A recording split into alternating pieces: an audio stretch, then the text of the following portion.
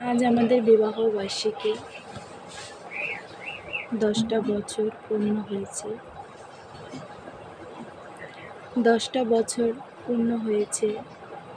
সেই 10 বছর পিছনে দিনগুলো আজ মনে পড়ে খুব। সেই দিনে ভালোবাসার মানুষটার হাত ধরে আত্মীয় স্বজন সবাইকে ছেড়ে চলে এসে সরাসরি মাদারীপুর গেলাম। মাদারীপুর গিয়ে রেজিস্ট্রেশন করে কাগজ কলমে বিবাহ সম্পন্ন হয়েছে। তারপরেও কোনো জায়গায় যায়নি, শ্বশুর বাড়ি বা বাপের বাড়ির কাছে যায়নি, সরাসরি কাকা শ্বশুরের বাসায় ঢাকা চলে গেলাম। ঢাকা গিয়ে তারপরের দিন সন্ধেবেলায় আবার সামাজিক মতে বিবাহ সম্পূর্ণ করেছি।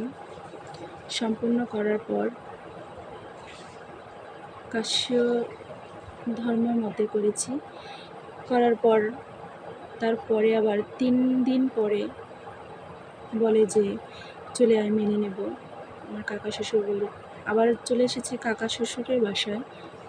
কাকা শ্বশুরের বাসায় এসে টিকেরহাট কাকা শ্বশুরের বাসায় এসেছি। বাসায় এসে আবার ছিলাম, 1 দিন ছিলাম বা 2 দিন ছিলাম।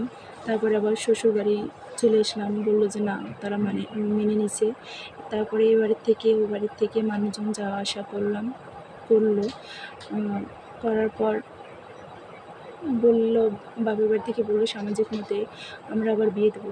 তারপর বললো যে না, সামাজিক মতে আমাদের বিয়ে দেওয়া হয়ে গেছে, আপনাদের আর দরকার নেই, আপনারা আপনাদের আত্মীয় স্বজন নিয়ে কিছু বা লবণ ভাত দুটো দিতে পারেন, এরকম বললো। কিন্তু এই 10টা বছরে আমি আমার স্বামীর সাথে খুবই খুশি আছি। হয়তো আমার বাবা মা এর থেকে ভালো জায়গায় বিয়ে দিত, কিন্তু এতটা হয়তো খুশি আমি হতাম না কোনো দিন।